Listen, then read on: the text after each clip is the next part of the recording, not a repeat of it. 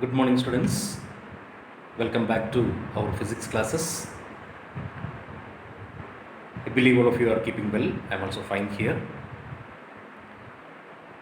During the last class, we have started with friction and we have seen what is friction and what is the reason for friction, cause for friction, then what are the different types of friction, then we have defined limiting friction, then static friction and kinetic friction.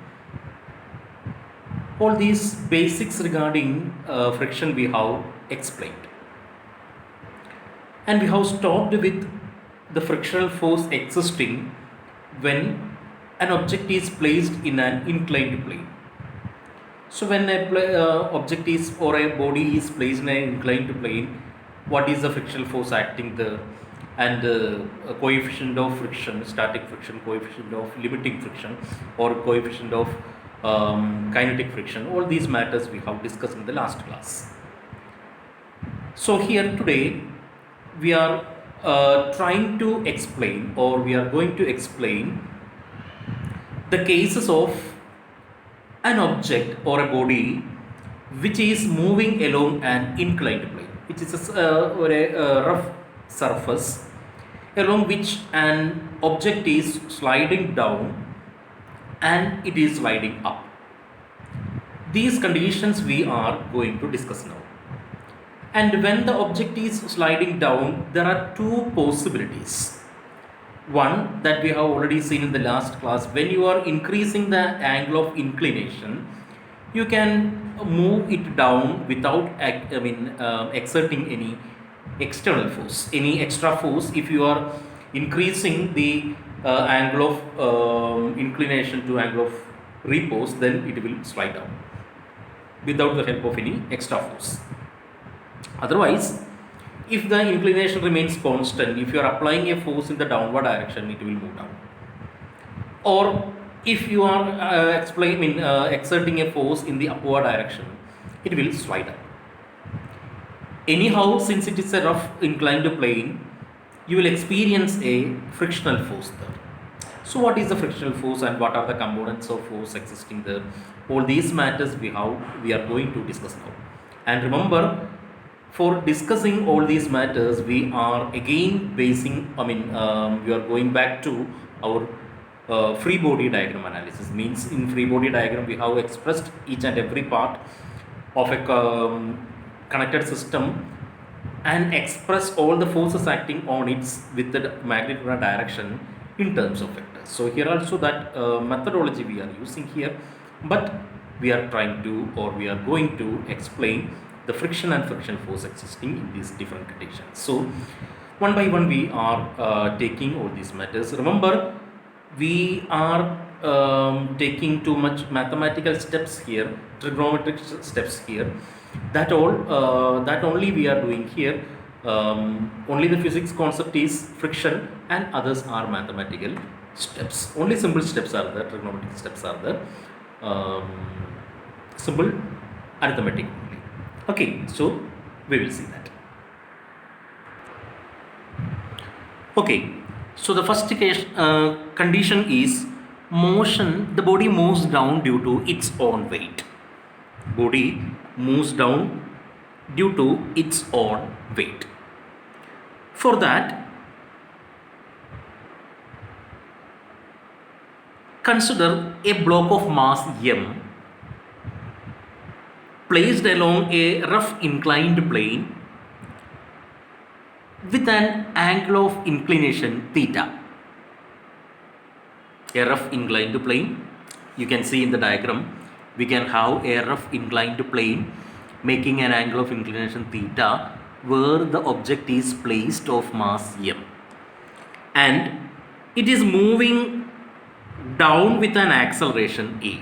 It is moving down with an acceleration a. And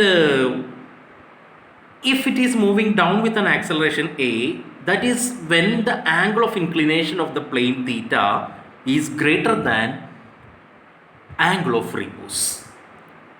Since the object is moving down, then the angle of inclination should be greater than angle of repose theta c, equal to or greater than, means slightly greater than theta c.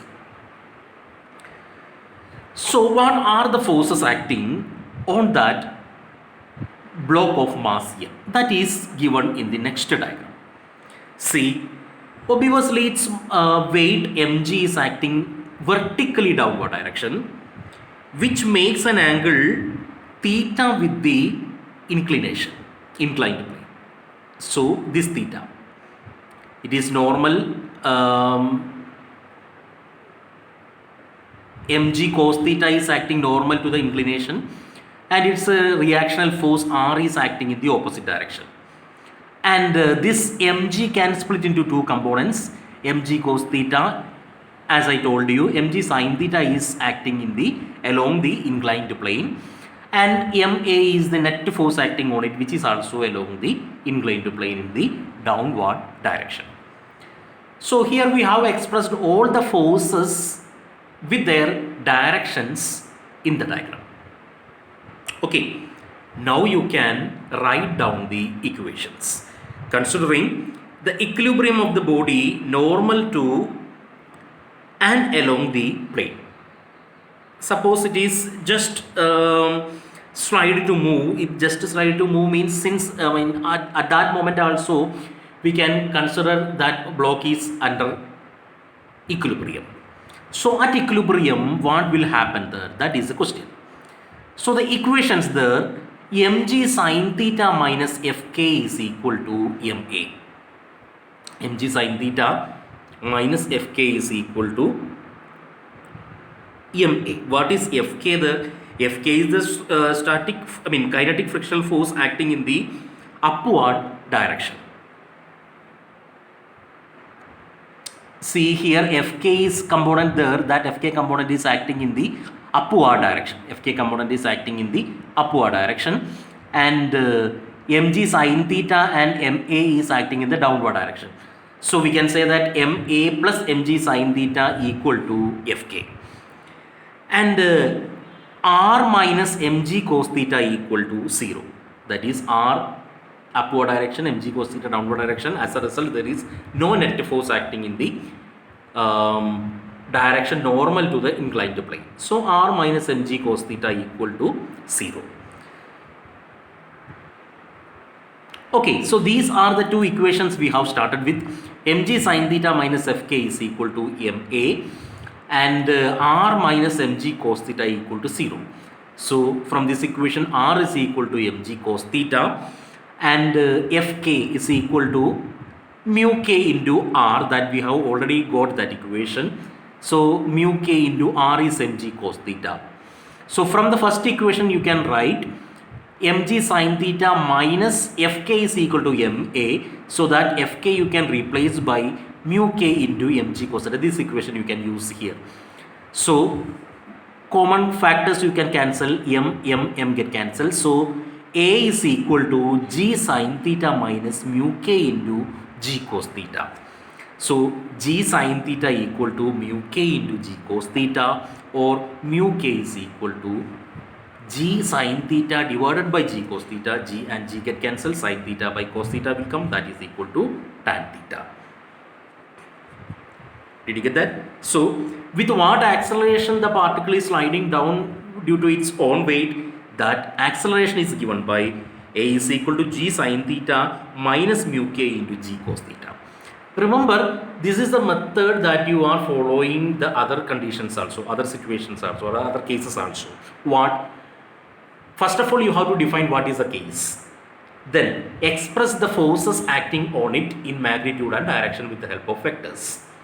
Then write down the equation for net force in both the directions. That means perpendicular to the plane and along the plane. Okay, that only you have to do. So this is clear now.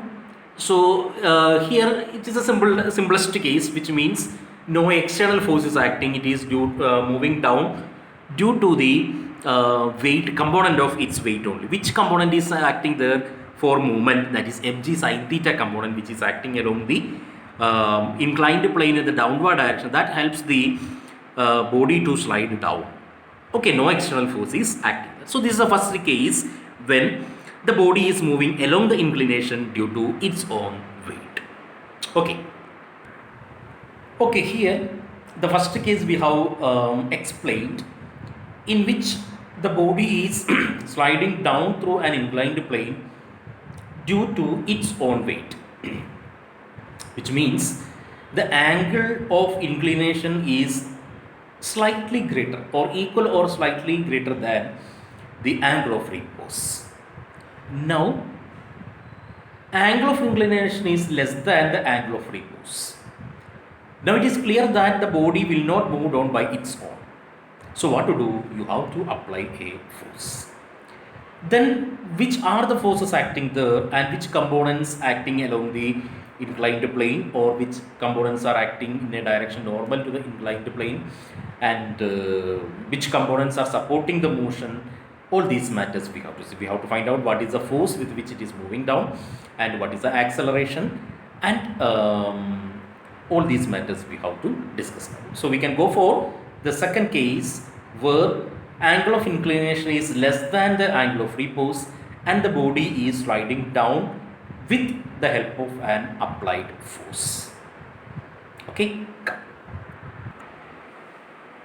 Okay, so this is the case when the angle of inclination is less than angle of repose and the body is moving down with the help of an external force. You can go for that. The motion down in an inclined plane. Okay.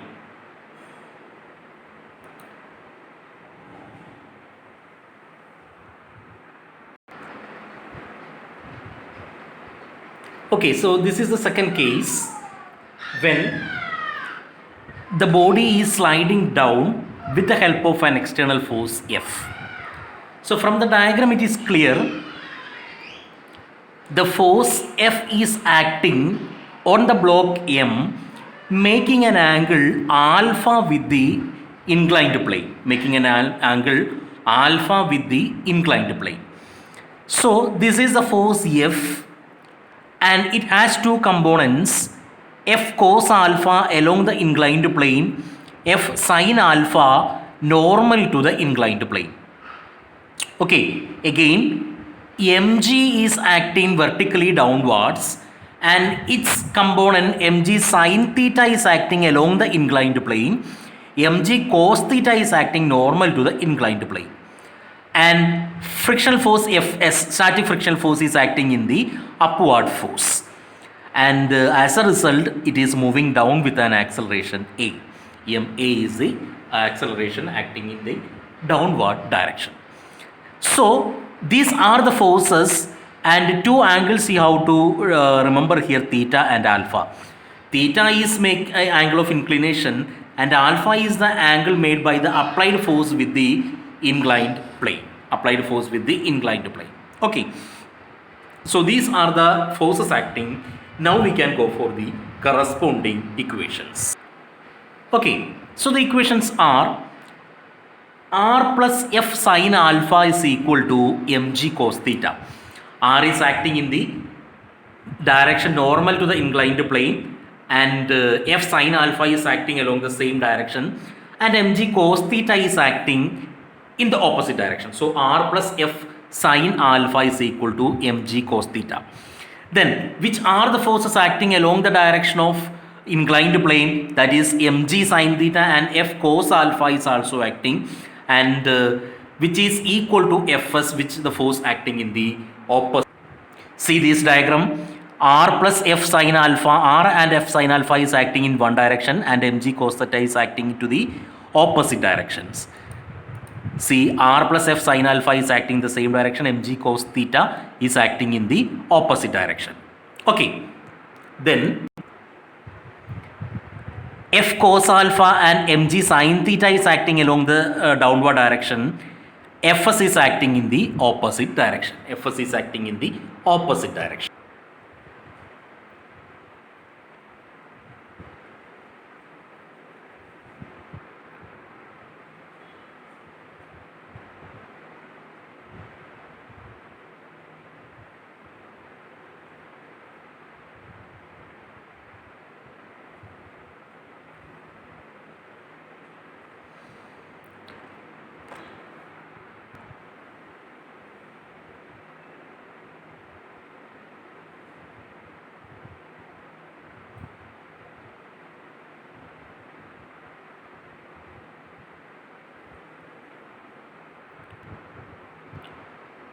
So this is the force required to move that object in the downward direction. This is the force required to move that object in the downward direction. You can see, you can say that it is easily moved down when you are applying only less force. So the minimum force you can calculate from that. The force will be minimum from this equation. The force will be minimum when the numerator is maximum and the denominator is minimum. Numerator you can leave that, but this denominator will be, opposite. This force will be maximum when this is minimum, but we require only the minimum force. So to keep the force minimum, the denominator should be maximum. That means cos theta s minus alpha should carry its maximum value. Cos theta s minus alpha should carry maximum value. What is that maximum value? That maximum value is 1, because cos function is carrying the maximum value as 1. When it will be when cos theta s minus alpha equal to 1, when theta s minus alpha equal to 0. Theta s minus alpha equal to 0, which means alpha equal to theta s. Which means alpha equal to theta s. I already told you what is alpha and theta s. The force needed to initiate the motion will be minimum when the force is applied at an angle alpha, which is equal to the angle of friction. So the equation for minimum force required, that you can write F is equal to mg sin theta s minus theta, because F is minimum only when cos theta s minus alpha equal to 1. That is written here. When alpha equal to theta s, then only the F will be mg sin theta s minus theta. Remember, that is the minimum force that you have to apply so as to move that object when the angle of inclination is less than angle of repose. Okay, so we have here we have seen what should be the minimum force, or what should be the force that should be applied so as to move that block down when the angle of inclination is less than the angle of repose. And how you can make the minimum effort when you are applying the same force with an angle theta s. Theta s is the angle of friction. Okay, so this is the case when the body is moving down. So the movement of the body in the downward direction that we have seen in 2 different type, which means first case without any external force, and the second case with the help of an external force. So without the external force, we have calculated with what acceleration it is moving down. With the help of an force, with what force that should be moved down, and what should be the minimum force that should be that applied so as to move that object in the downward direction. Okay, now we can go for the third case when the body is carried in the upward direction, climbed up in the upward direction with the help of an force. Without any force, it is not possible to move up that object along the inclined plane. Okay, so we can see with what force you can slide that object in the upward direction. Okay, come. This is the case when the body is moving up inclined plane. See, here inclination is there with an angle theta, angle of inclination theta, and there's the same block of mass m. You are applying a force to make it move in the upward direction, which makes an angle beta with the inclination. So which are the forces acting? It is clearly given here. Pattern is here. Now you are knowing which pattern that you have to follow. So the case is very simple, and you have to write that equations by assigning the direction of force. That only you have to do. See, mg, force is acting in the downward direction, which makes an angle mg cos theta and mg sin theta. F is acting in this direction, so F cos beta is acting in the upward along the inclination, and F sin beta is along the direction of R. It's clear now? It is very simple now because the same pattern we are following. Now we can go for the equations. Mg sin theta plus Fs. Since the particle is moving in the, when object is moving in the upward direction, frictional force is acting should be in the downward direction. So in the downward direction, Mg sin theta is there, Fs is there. In the upward direction along the inclination, the force is F cos beta. At equilibrium, Mg sin theta plus Fs is equal to F cos beta. Okay, then perpendicular to the inclination, R plus F sin beta equal to Mg cos theta. Again, it is very simple. From there, you can write R is equal to Mg cos theta minus F sin beta. Fs is equal to mu s into R. So mu s into what is R? Mg cos theta minus F sin beta. So this Fs you can replace by mu s into Mg cos theta minus F sin beta. So Mg sin theta plus Fs you replaced by mu s into Mg cos theta minus F sin beta equal to F cos beta. This is the first step. Clear now? Yeah. Then what is next? You have to keep all the F terms together in one side. So F cos beta is already there. Then mu s into F sin beta you take in the right hand side. That will become positive, and I kept that as a left hand side here. No problem with that. So F cos beta plus mu s into F sin beta equal to what is remaining there? Mg sin theta is already there plus mu s into Mg cos theta. So F is equal to Mg sin theta plus mu s Mg cos theta divided by cos beta plus mu s sin beta. This term cos beta plus mu s sin beta. Okay. Then mu s you can replace by tan theta. Is the same that you have done with this last case also.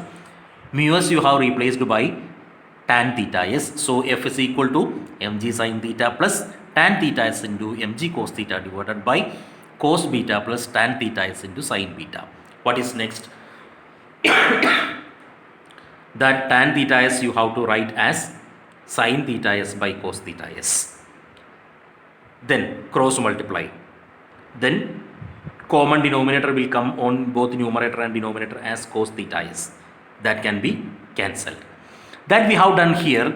So F is equal to Mg into sin theta cos theta s plus cos theta into sin theta s divided by cos beta into cos theta s plus sin beta into sin theta s. The same procedure we have done with the last description also. That is why I skipped one step here. The same that, but I explained that step. What you have to do here, the sin theta s you have to write as sin theta s by cos theta s. That cos theta s will come here. So Mg into sin theta s, sin theta into cos theta s. What is remaining there? Sin theta s into Mg cos theta. From there this Mg is taken out. So the remaining will be there in sin theta into cos theta s plus cos theta into sin theta s. Denominator what will happen? Cos beta plus sin theta s by cos theta s. That cos theta s will come here. Cos theta s into cos beta plus sin theta s into sin beta divided by cos theta s. So numerator and denominator cos theta s will be denominator. They will cancel off. Again here sin theta cos theta s plus cos theta into sin theta s. Sin A cos B plus cos A sin B. That is sin A plus B. Again cos A cos B plus sin A sin B, that is cos A minus B. Again two another identities. Sin A cos B plus cos A sin B is sin A plus B. Cos A cos B plus sin A sin B is cos A minus B. Okay, so that will become Mg into sin theta plus theta s divided by cos beta minus theta s, using that trigonometrical identities. Again, this force should be minimum when cos beta minus theta s is maximum. So when beta is equal to theta s, what will happen? Cos 0 will become 1 and cos theta will become maximum. That means cos beta minus theta s will become maximum and f will become minimum. So the minimum force that should be applied so as to move that or slide up that object along the inclination will be F is equal to mg sin theta minus sin theta plus theta s. F is equal to mg sine theta plus theta s. Is it clear? So that are the cases when a body is moving along an inclined plane. Okay, so that is the case when an object is sliding down without a force, with a force, or the body is climbing up with a force. Okay, now let me ask a question. Why the wheel are round in shape? Wheels are round in shape. Can you imagine the wheel of anything, of a box or a car or a bike, whatever it may be?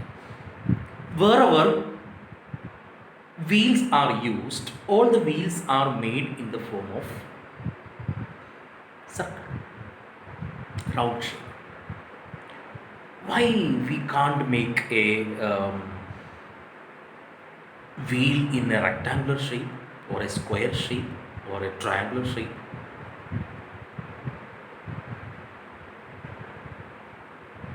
Can you imagine that? Or did you ever think about that? Why the wheels are in rounded shape? One reason behind it is this friction. The wheels are round and these are rolling. While it is moving, they are rolling. And if it is in the form of a rectangular or a square, it can't roll, but they can slide. In both cases, suppose we are having a box, and for that two similar boxes are there, not so heavy. One is fitted with the round wheels and the other is fitted with the square wheels.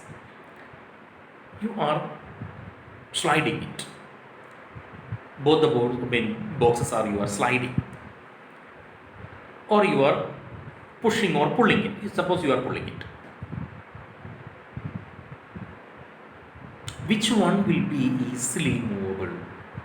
Round wheels, because it is rolling. And other case it is sliding only. Is it? Is it sliding only? Or simply you can imagine suitcases. One is having wheels and the other is not having wheel. So you can slide it over the floor, and the first case you can roll it over the floor, which will be easy. Rolling is easier than sliding. Rolling is easier than sliding. Which means rolling friction is less than sliding friction. Rolling friction is less than sliding friction. What may be the reason? In rolling, suppose an object is rolling over the other. Suppose a rolling means a wheel is rolling over a floor. Then the wheel will come into contact with the floor through a small area.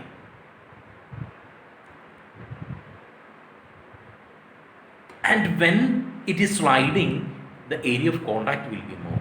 Area of contact will be more. So go back to the reason for friction. It is due to, modern theory says that it is due to the attractive force. Attractive force will be more when the contact area will be more. Is more. Contact area is more. Okay. Is it? Moreover, when you consider the area which is in contact with the floor while rolling, that portion is momentarily at rest. So no work is done against frictional force. That is why rolling friction is less than sliding friction. Rolling friction is less than sliding friction. That is why it is easy to move with the help of rollers. It is easy to move with the help of rollers. Rolling is easier than sliding. Rolling is easier than sliding. And have you ever seen when the workers are trying to move a large heavy slab or something from one portion to one side to another, one point to another. What they are doing is they are making some round wooden rods under that slab, and these rods are there sliding. Instead of instead of rolling that, instead of sliding that block, they are keeping around wooden rods down, under the slab, and these rollers are moving. Means these rods are rolling, and as a result, the slab is moving from one point to another. So they are making use these concept, that is rolling friction is less than static friction. Sorry, rolling friction is less than our sliding friction. Rolling friction is less than sliding friction. Suppose you are having a roller. Suppose you are having a roller. You are sliding it, or you are pushing it or pulling it. You are pushing or pulling that roller. Which will be easy for you? Pushing or pulling? Push or pull? A roller. Which will be easy? Let us see which will be easy. Pulling or pushing? Pulling or pushing? Which will be easy?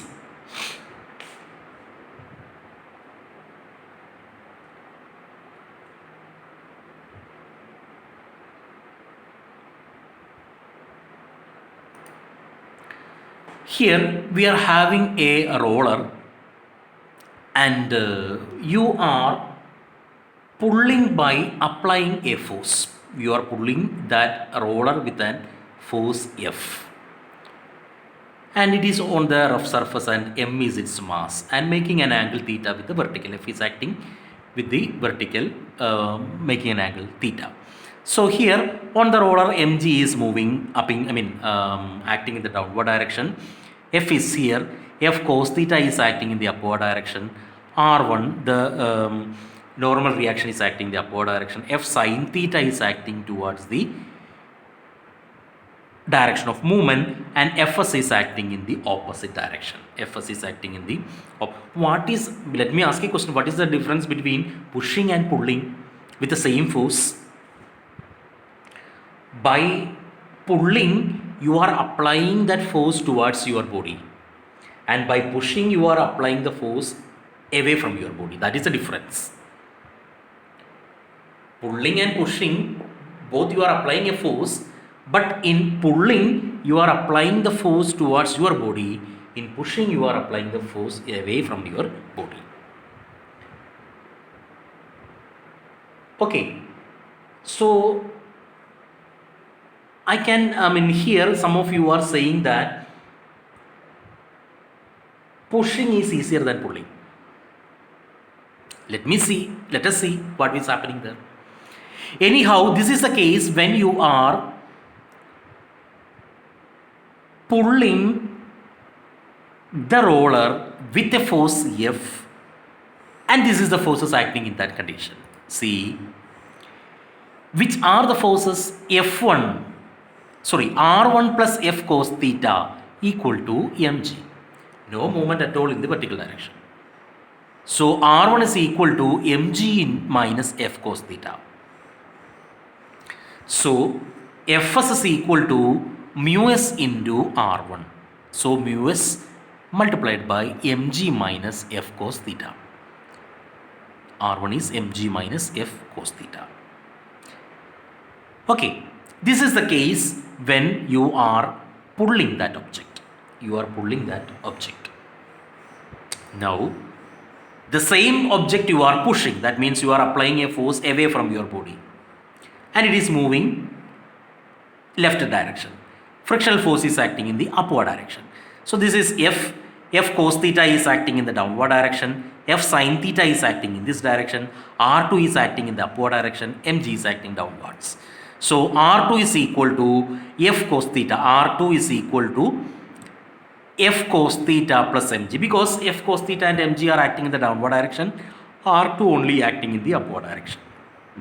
So R2 equal to F cos theta plus mg, and F dash S in the second case, F dash S the frictional force, mu s R2 is equal to mu s into F cos theta plus mg, that is mg plus F cos theta, here mg minus F cos theta. Now let me ask, which is easy, pulling or pushing? From these equations, what you feel? Pulling or pushing is easy. Pulling is easier than pushing. Pulling is easier than pushing. Why? Because when you are considering the case of pulling, the frictional force is mg minus F cos theta multiplied by mu s. When you are when you are considering the pushing, it is mg plus F cos theta into mu. That means frictional force acting while pushing is more than frictional force acting in pulling. Where the frictional force is more, you have to exert more force. Otherwise, your effort will be more when the frictional force is more. So, which will be easy? Pulling is easier than pushing. Pulling is easier than pushing. Which means applying force towards your body is easier than applying force away from your body.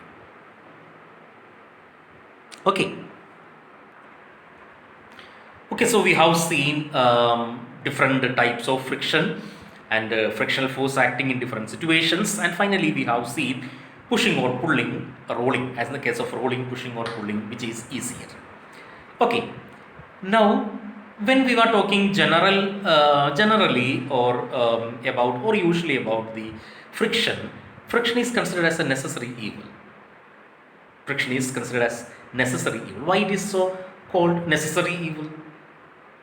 Because in sometimes friction is necessary. We need the help of friction for grasping something or easily walking, and many situations we are making use of friction. And but some situations friction is a evil. In this case, suppose we want to move something, you have to apply force, or movement is disturbed by frictional force. In the case of machines, wear and tear will be happening due to the friction. So many situations friction is needed, and many situations friction is an evil. That is why it is called, it is a necessary evil. And there are certain measures so as to reduce friction. And it is simple, and you have already learned from your lower class also what are the methods of reducing friction. Okay, so one is polishing. Friction arises due to the surface irregularities, and when you are polishing, that irregularities can be eliminated. So that is one method for reducing friction. Another is lubrication. When the lubrication or lubricating agents are used, oil or grease, then that will fill up the irregularities there. Then that interlocking of this interlocking of this irregularities can be reduced. So friction also can be reduced. Then proper selection of materials. So friction depends upon the nature of the material of the surface in contact. So while tires of vehicles are made up of rubber, because friction between rubber and concrete is smaller than between iron and concrete. So different situations we require different materials so as to reduce the friction. So proper selection of materials also is there. Then using ball bearings. Suppose ball bearings, I think you are familiar with ball bearings, which means one surface is sliding over the another one. If it is sliding over, friction will be more, then wear and tear will be happening. So between that two surfaces is small balls are there, then sliding friction can be changed into rolling friction. Then friction force will be less, and the wear and tear will be less for machine parts. And the streamlining is also another method of reducing friction. Streamlining means adjust the shape so as to reduce the friction. Have you seen the shape of fishes? Fishes can easily go through water which can offer resistance, that is friction. So their mouth is sharper, so can be easily overcome the friction. That is why the aeroplanes, jets, all are having the face sharpened one, so as to reduce the friction. So that is another method of reducing friction, that is streamlining. So these are the measures of reducing friction. Okay. So that's all about friction. It's a simple chapter. It's a part of our kinematics only. So go through the concepts very well and learn the concepts thoroughly. I think it's a simple one, is it? You feel like that only, no? So it's a simple chapter, and make the notes, prepare, read the textbook regularly and thoroughly, and make the notes according to, with the help of these classes and with the help of textbook. Prepare well, and we will meet in the next class.